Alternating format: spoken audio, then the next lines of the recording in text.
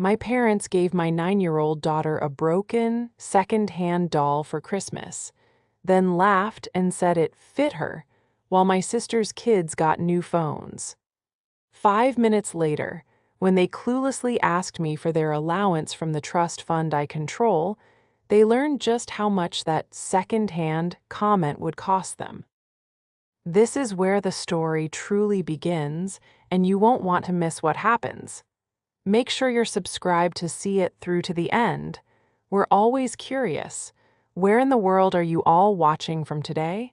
Let us know in the comments. The annual Christmas gathering at my parents' house always began with a familiar acidic tension. For 38 years, I had walked through their gleaming front door feeling like a visitor, a slightly disappointing satellite orbiting the bright, blazing sun that was my older sister, Brenda. This year, the dread was a physical weight. I had a pounding migraine, and my 9-year-old daughter, Lily, was vibrating with an innocent excitement that I knew, with a mother's painful certainty, was about to be crushed. "Mommy, do you think Grandma Helen and Grandpa Anthony will like the coasters I made them?" Lily whispered, clutching a small, inexpertly wrapped gift. I forced a smile, my heart aching. "I'm sure they will, sweetheart, they're beautiful." The moment we stepped inside, the assault on the senses began. My mother Helen's house didn't smell like Christmas. It smelled like money. A sharp, chemical potpourri blended with the expensive, heavy perfume my sister always wore.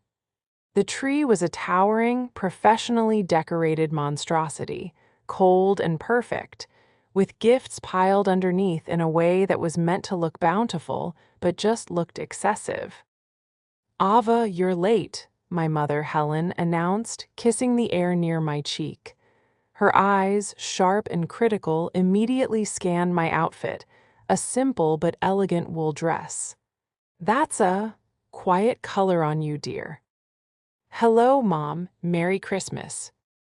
"Brenda and her family have been here for an hour," she continued, as if I had personally held up the proceedings. My father, Anthony, gave me a brief, distracted hug. "Ava, Lily, good to see you." He was already looking over my shoulder at Brenda's husband, Mark, who was holding court by the fireplace, booming about a new property development. Brenda, 40 and flawless in a cashmere dress that probably cost more than my monthly mortgage, drifted over. "Ava, Lily, oh, Lily, you've got a little something on your dress, honey." Lily looked down, panicked, but there was nothing there. It was just one of Brenda's casual little cruelties, a way to establish the hierarchy. We settled into the stiff living room, the Golden family on one side and Lily and me on the other. Brenda's children, Mason, 11, and Olivia, 10, were already tapping away on brand new tablets, barely looking up. Then came the gift exchange, the part of the day I dreaded most. It was always a performance, a ritual designed to reinforce who was valued and who was not. "For Mason and Olivia," my father announced, his voice filled with theatrical pride. He and my mother presented 2 sleek, shrink-wrapped boxes. "Oh my gosh," Olivia shrieked. "The new iPhone, the Pro." "Thank you, Grandma. Thank you, Grandpa." Mason was already tearing his open. "Only the best for my grandbabies," Helen said, beaming at Brenda, who preened. "They need to stay connected. It's important for their social standing." The message was clear. Their grandchildren were important. Their grandchildren had social standing to maintain. Lily sat quietly, her hands in her lap. She had given her grandparents the coasters she'd painstakingly decoupaged with pressed flowers. Helen had glanced at them and said, "Oh, how crafty," before setting them on a side table where they would undoubtedly be thrown away later. "And here's one for Lily," my mother said, her tone completely flat. She reached deep under the tree and pulled out a small, lumpy package wrapped in what looked like leftover paper from last year. It was so light it seemed almost empty. Lily, ever hopeful, took it with a polite, "Thank you, Grandma." She carefully peeled back the tape. The room was quiet except for the tapping of Mason's and Olivia's new phones. Lily pulled out the gift. It was a doll, a plastic, generic brand doll, clearly from a thrift store. Its synthetic hair was a matted, tangled mess. Its face had a faint stain on one cheek, and its dress, a cheap pink polyester thing, was torn near the shoulder. I felt the blood drain from my face. It wasn't just a thoughtless gift, it was an insult. It was a message. Lily, bless her heart, tried to smile. "Oh, thank you." Then my mother laughed, a short, sharp, ugly sound. "We found it at the charity shop last week," Helen said, loud enough for everyone to hear. "It's second-hand, of course, we thought. Well, it fits her." The words hung in the air, thick and poisonous. Brenda snickered. Anthony chuckled, looking at his wife with misplaced amusement. Even Mason and Olivia looked up from their phones to laugh at their cousin and her trash doll. "It fits her." The room spun. I looked at Lily. Her face, which had been trying so hard to be brave, just crumpled. Her lip trembled and two huge, silent tears rolled down her cheeks. She didn't make a sound. She just clutched the broken doll to her chest and looked at the floor, her small shoulders shaking. They had humiliated her. They had taken her sweet 9-year-old heart and deliberately, casually, broken it in front of everyone. The sound of my daughter's quiet sob was louder than all their laughter. And in that moment, something in me, which had been bending for 38 years, finally snapped. I didn't cause a scene. I didn't yell. My rage was too deep, too cold for that. I simply stood up, my migraine vanishing under the sudden, sharp clarity of my decision. "Lily, honey," I said, my voice perfectly calm, "go and get your coat. We're leaving." Lily looked up, her eyes wide with a mixture of relief and confusion. She nodded, dropping the doll on the carpet, and fled the room. The laughter died instantly. The silence that filled the room was heavy and accusatory. "Ava, don't be so dramatic," Helen snapped, her face hardening. "It was a joke. Can't you take a joke?" "Was Lily's face a joke, Mom?" I asked, turning to look at her. "Was that funny, too?" "Oh, for heaven's sake," Brenda chimed in, rolling her eyes. "She's fine. You're just teaching her to be overly sensitive. Not everyone gets an iPhone, Ava. It's a good lesson for her to learn about the real world." "The real world, Brenda? Is that what this is?" I looked at the mountain of discarded, expensive wrapping paper, at the two children already ignoring their new $1,000 toys, at the smug, self-satisfied look on my sister's face. This isn't the real world. This is a sick, toxic bubble you've all built for yourselves. "Now, you listen here," my father, Anthony, started, puffing up his chest in that way he did when he was about to be condescending. "Your mother and I are very generous. We're generous to this whole family. You have no right." "You're not generous, Dad," I cut him off, my voice as sharp as glass. "You're transactional, and you just made a very, very bad transaction." Lily reappeared, her coat on, her small backpack clutched in her hand. She wouldn't look at any of them. "Ava, you're ruining Christmas," my mother hissed, her face flushed with anger. "No, Mom," I said, zipping up Lily's coat and taking her hand. "You ruined Christmas. You just don't know it yet."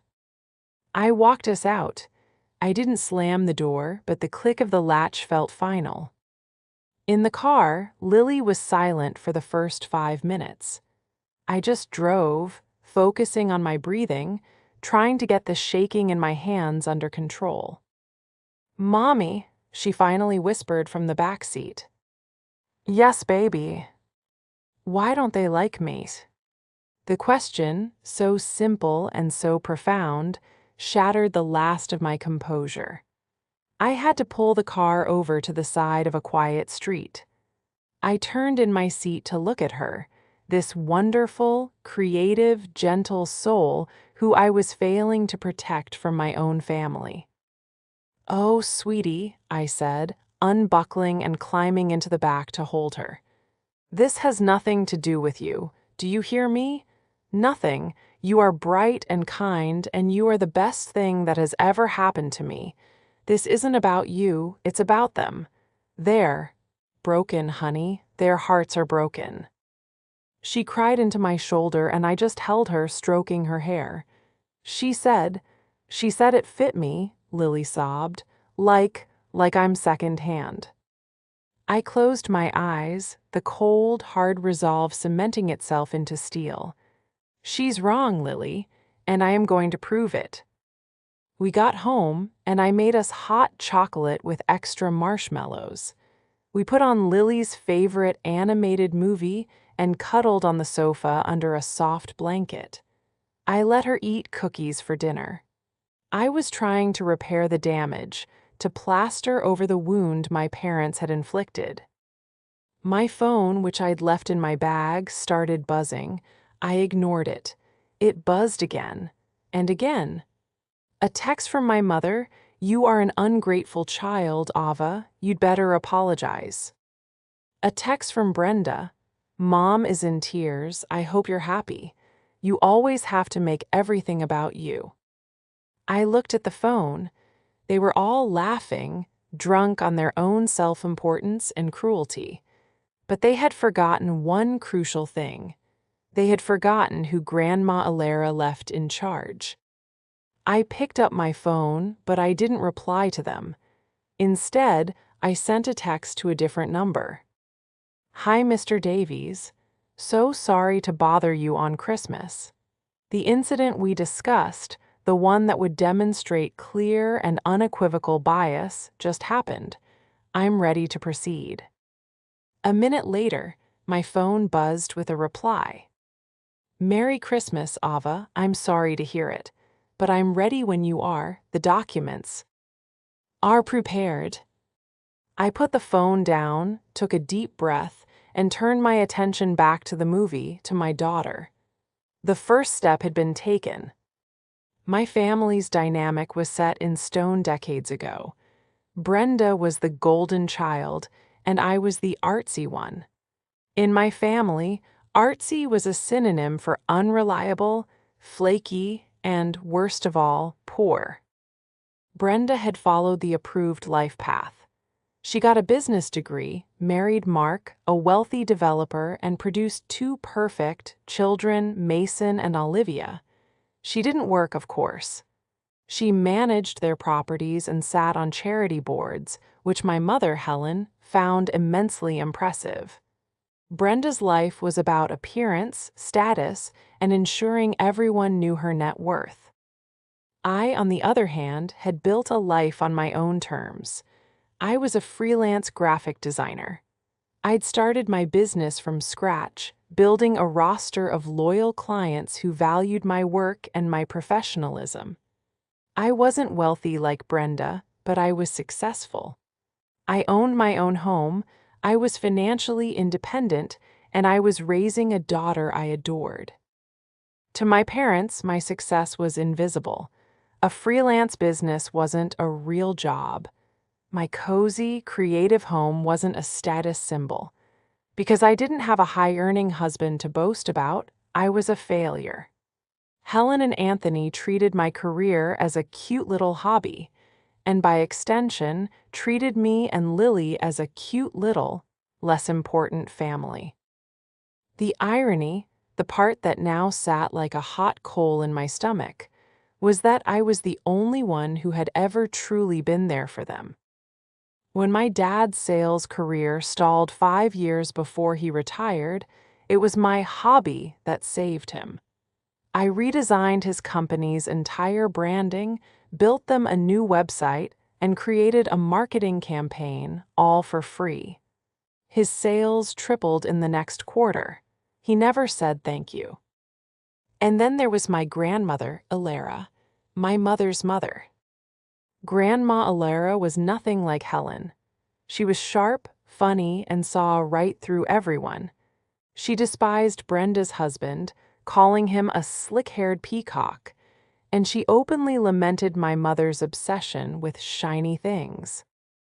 Grandma Ilara had adored me and Lily. She saw my freelance business not as a hobby, but as an act of courage. "You built something from nothing, Ava," she told me, gripping my hand. "Brenda just married something." When Grandma Ilara got sick, Brenda was overwhelmed with planning a charity gala. Helen was too stressed to handle the day-to-day realities of hospice, so I did it. For 6 months, I juggled my business, raising Lily, and caring for my grandmother. I sat with her, held her hand, and listened to her stories. It was during that time she told me about the trust. "It's a substantial one, Ava," she'd said, her voice thin but her eyes bright. "And I've made you the sole executor. Helen doesn't have the sense God gave a goose when it comes to money, and Brenda, well, Brenda would light it on fire just to watch it burn." I was stunned. "Grandma, I don't know." "You're the only one I trust, child. You're the only one who reads the fine print." She explained the terms. The trust was designed to benefit her great-grandchildren, Lily, Mason, and Olivia, equally. It was for their education, health, and well-being. My parents, Helen and Anthony, were secondary beneficiaries. They were to receive discretionary lifestyle support, enough to ensure a comfortable retirement. "But listen to me, Ava," she'd said, squeezing my hand. "It is discretionary. That means it's your call. If they don't act in good faith, if they don't honor the spirit of this family, you have the power. Don't let them bully you." She passed away 2 years ago, and ever since, my parents had treated the trust like their personal ATM and me as their uncooperative teller. This brought me to the kitchen. For the last 3 months, my mother had been utterly fixated on a massive kitchen renovation. She wanted Italian marble, commercial-grade appliances, and custom cabinetry. "Brenda says we must have it, Ava," Helen had said in at least a dozen phone calls. "It's an investment, and Mark found us the perfect contractor." The quote they'd sent me was staggering. It was easily 40% higher than any high-end kitchen renovation should cost. Brenda, whose husband was a developer, had provided the quote. She was pushing it hard, telling her parents it was a developer's discount. My stomach had knotted. It smelled wrong. It smelled like a kickback. It smelled like Brenda and her husband were trying to siphon money from the trust, using my parents' greed as the delivery system. This was the source of my migraine on Christmas morning. I'd been putting them off, asking for line-item invoices and competing bids, which made Helen furious. "Why are you being so difficult, Ava?" She'd shrieked at me over the phone just last week. "It's our money." "It's Grandma Ilara's money, Mom," I'd said calmly, "and I have to do my due diligence." Now, sitting on my sofa, my daughter asleep beside me, I realized the due diligence phase was over. The second-hand doll wasn't just a moment of casual cruelty. It was a legal document. It was Exhibit A in a case of profound, demonstrable bias. They had publicly, in front of witnesses, shown their utter contempt for one of the trust's primary beneficiaries, my daughter. They had, in the clearest terms possible, violated the good faith clause Grandma Alara had so wisely included. My phone buzzed again. It was my father, Anthony. "This has gone on long enough, Ava. Your mother is very upset. We expect you and Lily back here tomorrow to apologize so we can move past this." I looked at the text, "move past this," as if it were a spilled drink. I thought of Lily's face. I thought of the torn doll. "No," I whispered to the empty room. "We're not moving past this. We're moving through it." The day after Christmas, which should have been a quiet day of leftovers and movies, became my day of reckoning. Lily was playing quietly in her room, finally content with her own Christmas gifts, art supplies, books, and a new bike, all bought with my own hard-earned money. I, on the other hand, was in my home office, and I had transformed from a mother into a strategist. The hurt was still there, a cold, heavy stone in my chest, but it was now fueling a sharp, focused anger. My first act was to open the kitchen renovation folder on my computer. For weeks, I had been doing my own investigation, and now it was time to put the pieces together. The quote Brenda had supplied from her husband's preferred contractor was sitting on my desk.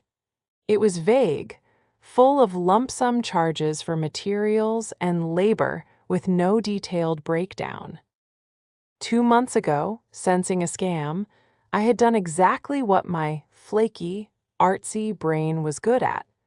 I organized a counter-operation.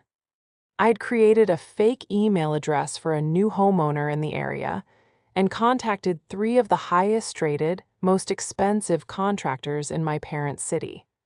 I sent them the exact specifications for the kitchen Helen wanted, right down to the model numbers for the ridiculous commercial-grade stove. The quotes had come in over the last few weeks. I opened them now, side by side. Contractor A, $110,000. Contractor B, $115,000. Contractor C, $120,000. All were astronomical, but they were detailed, professional, and within a reasonable range of each other. Then I looked at the quote from Brenda's husband's Guy. Total, $195,000. It was nearly double. There was no developer's discount. This was a blatant attempt to defraud the trust. Brenda and her husband weren't just getting a kickback, they were planning an outright heist, and they were using my parents' signature as the weapon. My parents, blinded by Brenda's success and their own greed, were the willing accomplices. My artsy nature also meant I was meticulous with records. I opened my Grandma Alara Trust folder. In it was a scan of the full 80-page trust document. I scrolled to the section, now memorized, that I called the Doomsday Clause. It read, "The executor shall have sole and absolute discretionary power to manage and distribute any and all lifestyle support for the secondary beneficiaries, Helen and Anthony. This support is contingent upon their acting in good faith and with equitable consideration for the well-being and emotional health of all primary beneficiaries, the great-grandchildren." Equitable consideration, emotional health. Giving 2 grandchildren new iPhones while giving the third a broken, second-hand doll because it fits her was the very definition of a bad faith, non-equitable action. It was a breach of contract. I picked up the phone and dialed my lawyer. "Mr. Davies, it's Ava," I said. "Ava, I received your text. I've already pulled the file." His voice was calm and reassuring. "How do you want to play this?" "I want to play this by the book," I said, my voice hardening. My grandmother's book. She gave me this power for a reason. They just gave me the reason to use it. Very good, he said. The first step is to formally notify them of the breach. But given the financial element you've uncovered, I suggest we take it a step further. The attempted fraud with the kitchen contract is a separate and, frankly, more legally prosecutable offense. It gives you leverage to protect not just Lily's share, but the entire trust from future manipulation. What do you propose? We freeze all discretionary payments immediately, pending a full audit, he said. We cite the bad faith incident as the trigger. Then, we present them with the evidence of the fraudulent quote. We give them a choice: accept the freeze and the new terms, or we can discuss the kitchen contract with the district attorney. A cold thrill ran through me. This was it. And what are the new terms? I asked. We exercise your right as executor to restructure the assets. We immediately split the great-grandchildren's fund into 3 separate, ironclad individual educational trusts. That way, Mason's and Olivia's shares are also protected from their parents' greed, and Lily's share is untouchable. The remaining lifestyle fund for your parents? Well, it will be significantly smaller, and any disbursement will require a written request and receipts for everything. No more lavish cruises, no more kitchen renovations, no more funding Brenda's extravagant lifestyle via her parents. Do it, I said. Draw up the papers, send them a meeting request. My office or yours? Mine, he said. It's better, more official. Let's make it the day after tomorrow. Give them a day to panic. As soon as I hung up, my phone rang. It was my mother. I let it go to voicemail. A moment later, a text. Ava, Anthony, and I are discussing the kitchen. We've decided we want the blue pearl granite. You need to call the contractor and approve the deposit today. I looked at the text, then at the fraudulent $195,000 quote on my screen. I thought of the torn doll. They thought I was just the artsy daughter, I thought, closing my laptop. They forgot I'm the one who reads the fine print. To understand what happened next, we have to go back. Back to the moment just after Lily fled the room in tears. Back to that quiet, cold rage that had settled over me. I stood there for a long moment, watching my family. The laughter had stopped, replaced by an uncomfortable, shuffling silence. Brenda was texting furiously, probably complaining about me to one of her friends. My mother was rearranging ornaments on the tree, her back stiff. My father was staring into the fireplace. They were waiting for me to do what I always did: smooth it over, apologize for being sensitive, and pretend it never happened, all for the sake of a peaceful holiday. I could feel the weight of 38 years of expectation pressing down on me. Lily came down the stairs, her small face pale, her coat clutched in her hand. I took her hand, and just as I was about to walk out the door, my father, Anthony, cleared his throat. He turned to me, his expression not one of apology, but of mild annoyance, as if I were the one holding things up.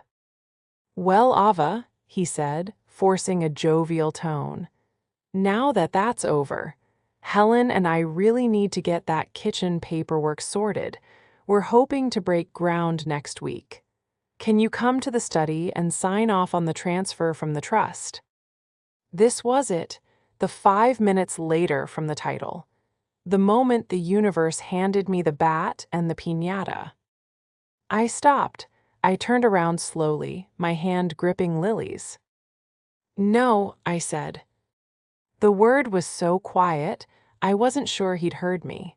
But the silence in the room became absolute. What? Anthony said, frowning. Don't be difficult, Ava, it's just a signature. No, I repeated, louder this time. My voice didn't shake. I won't be signing the transfer. Not for the kitchen, not for anything. Helen spun around, her face a mask of disbelief. What did you just say? Ava, don't be childish just because your daughter got a doll she didn't like. A doll you said fits her, Mom, I replied, my voice ice cold. A doll you used to tell my 9-year-old daughter that she is second-hand.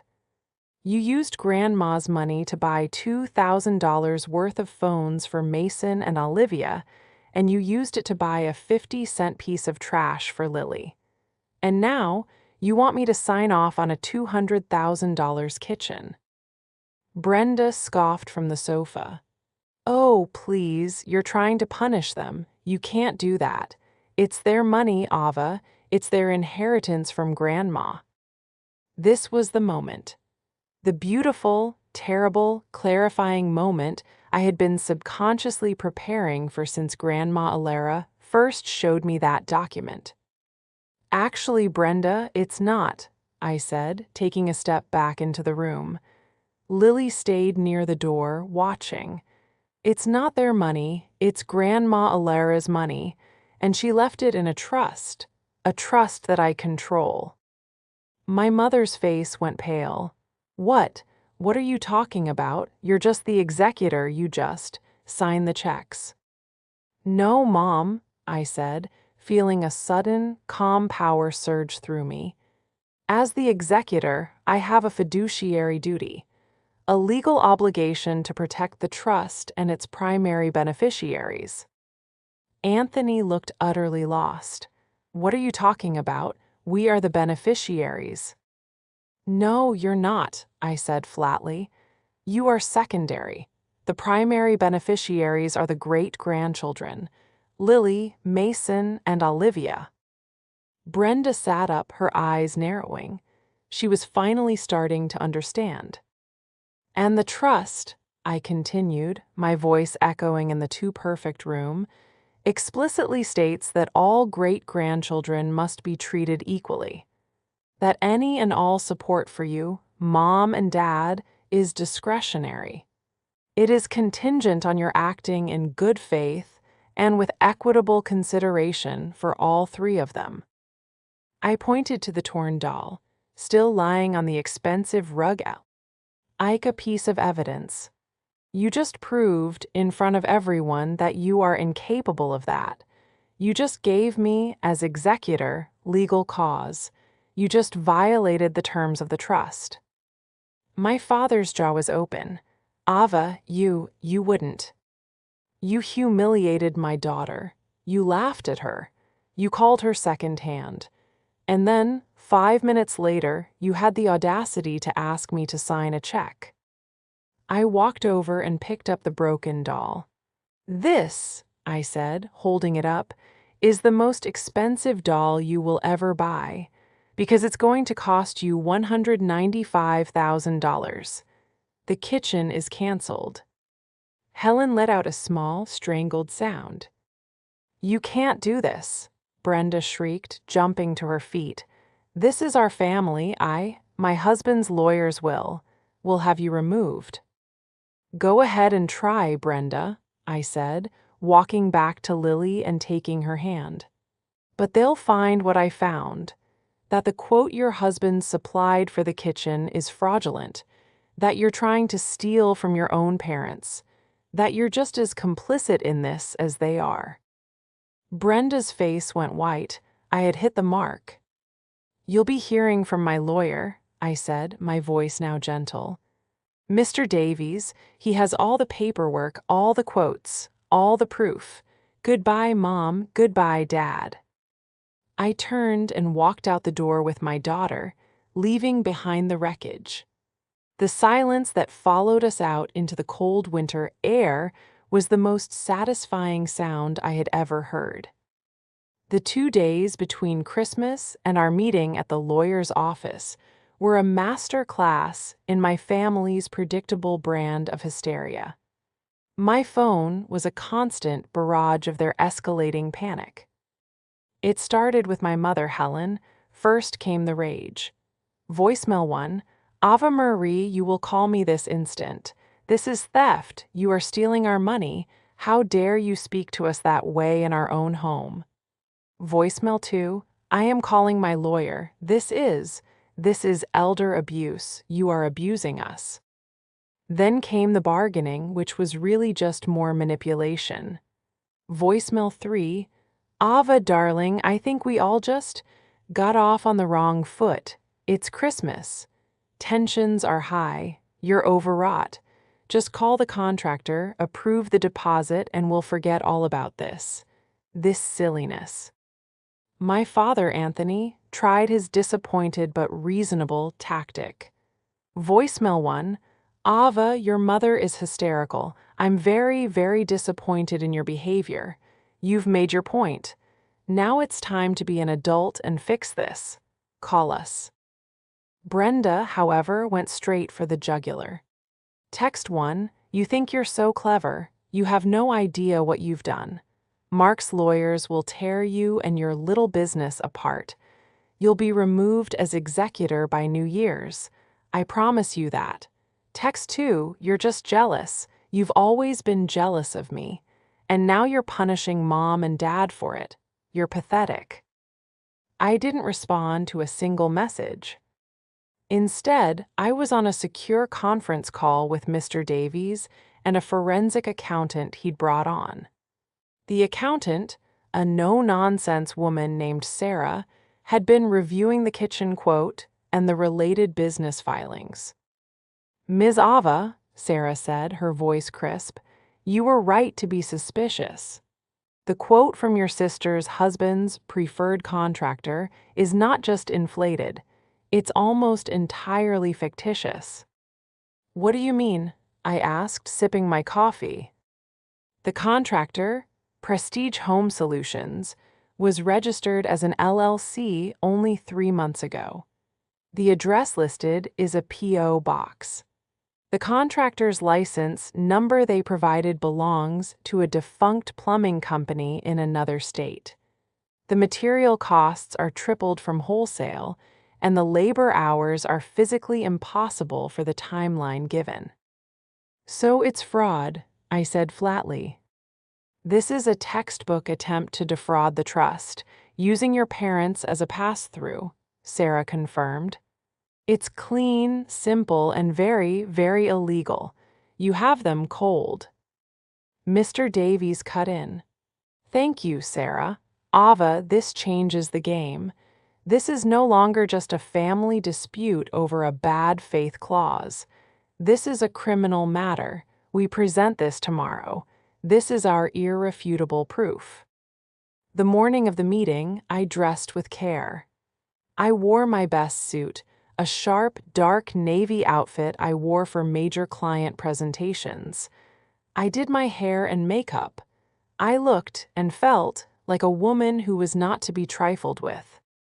When I walked into Mr. Davies' conference room, they were already there. Helen, Anthony, and Brenda. They looked smaller in the imposing, wood-paneled room.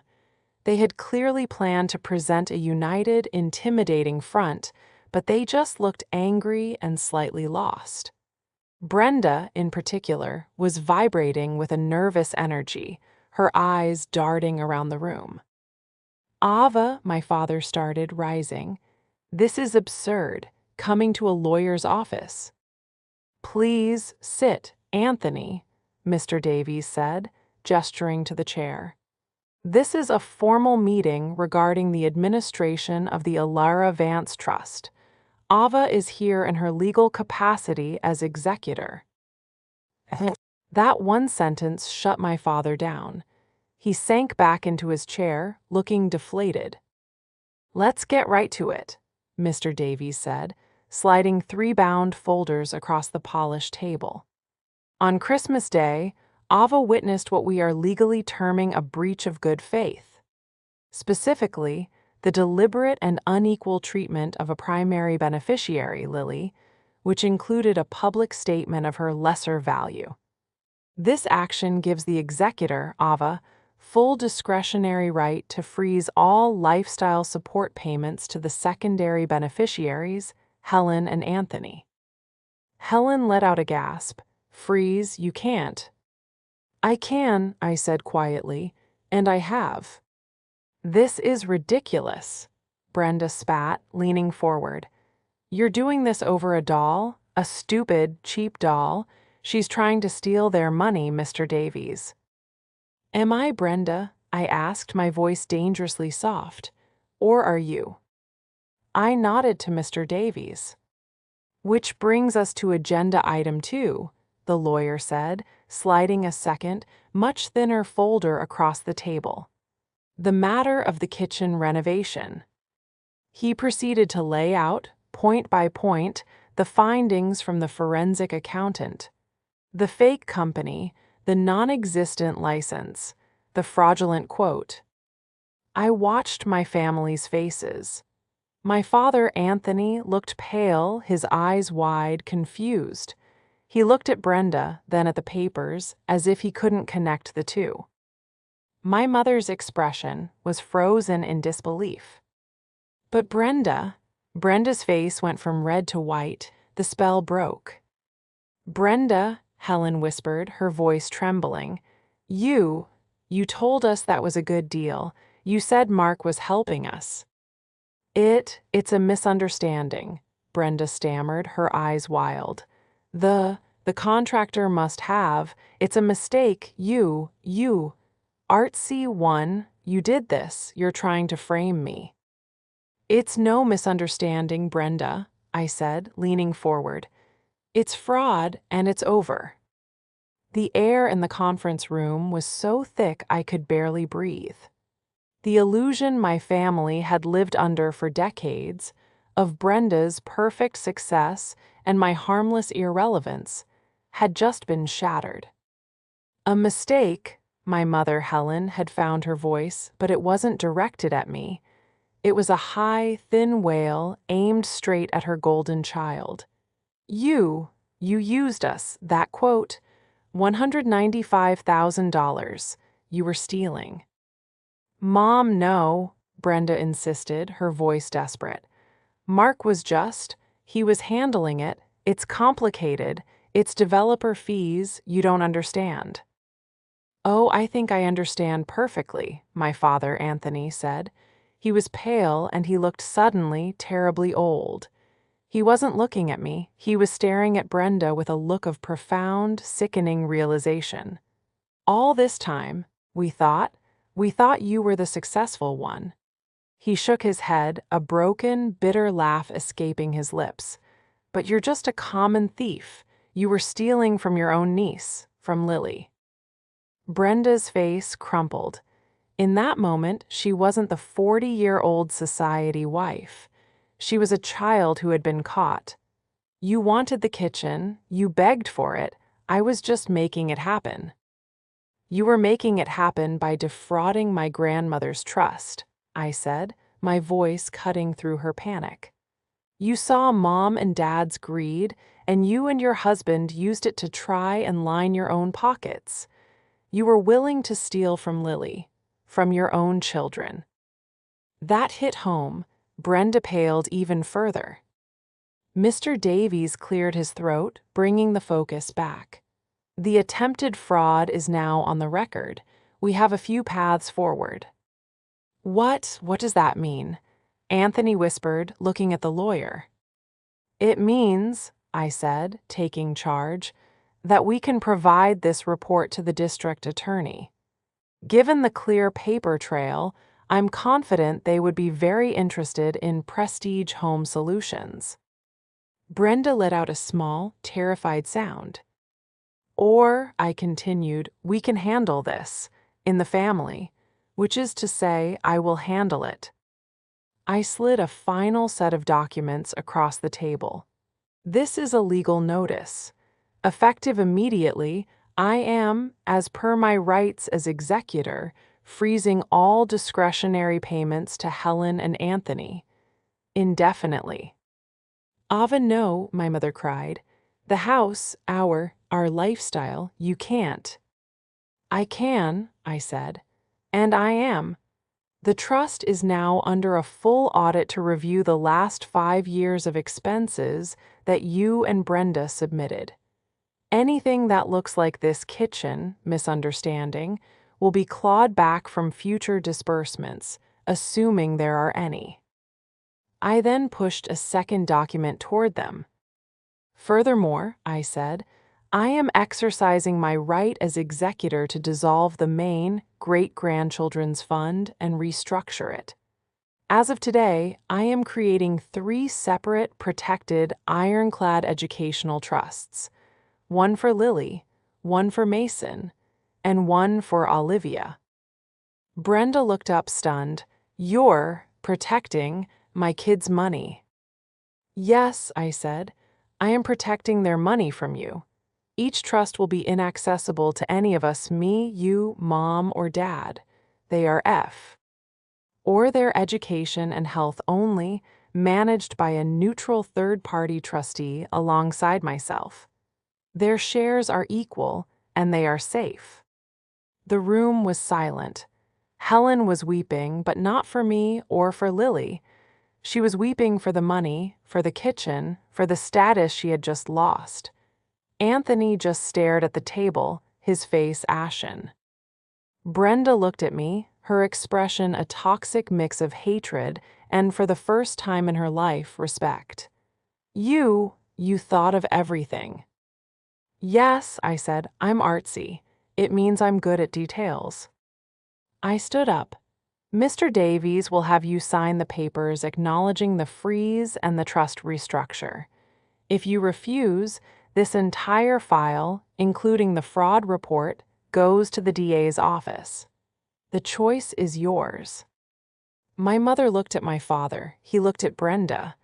Brenda, trapped, gave a tiny, defeated nod. I thought so, I said. I picked up my bag. My business with this family is concluded. Mr. Davies, I'll leave you to it. I walked out of the conference room, my head held high. I didn't look back. I stepped out of the elevator and into the bright, cold afternoon, and for the first time in 38 years, I felt light. I felt free. The weeks that followed were quiet. The storm had broken, and the silence it left behind was profound. I had blocked my parents' and sisters' numbers. Mr. Davies handled all communication. As he'd predicted, they all signed the papers. The threat of public, criminal exposure for Brenda and her husband was a far greater motivator than any sense of shame or remorse. The downfall was not loud, but it was definitive. Brenda and her husband, Mark, are now facing the consequences of their arrogance. The audit I'd initiated uncovered 2 other projects they'd managed for my parents, siphoning trust money. To avoid prosecution, they had to liquidate assets to pay back over $80,000 to the trust. The investigation ruined Mark's local reputation and their prestige. Lifestyle is a house of cards that is collapsing in on itself. They are selling their house to cover their legal fees and debts. My parents, Helen and Anthony, are facing a much quieter, but to them more devastating, reality.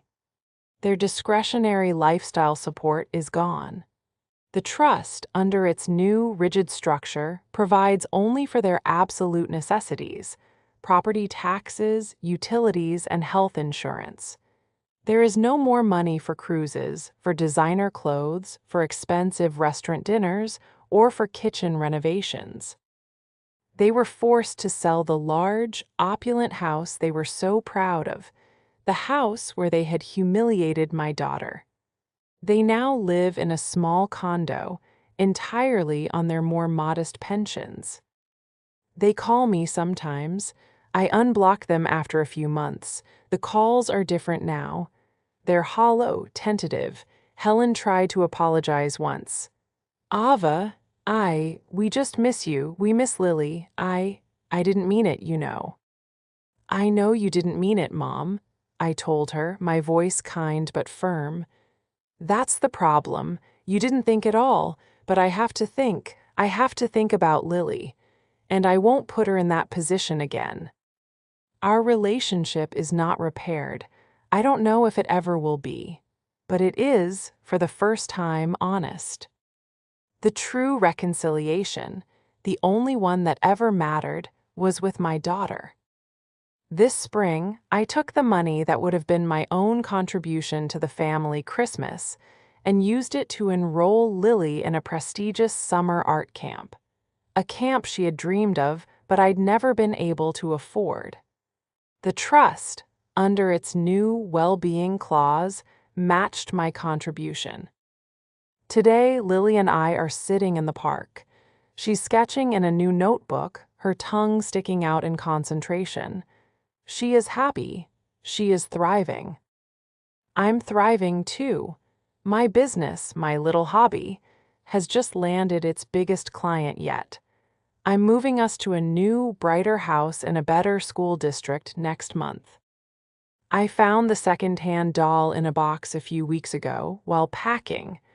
I had almost thrown it away, but I stopped. It was a symbol. My family had looked at me and my daughter and seen something less than, something disposable, something second-hand. But they forgot that second-hand doesn't mean weak. It means it has been tested. It means it has survived. I survived them, and Lily will never have to. I am no longer their second-hand daughter. I am the executor. And my accounts are finally perfectly in order.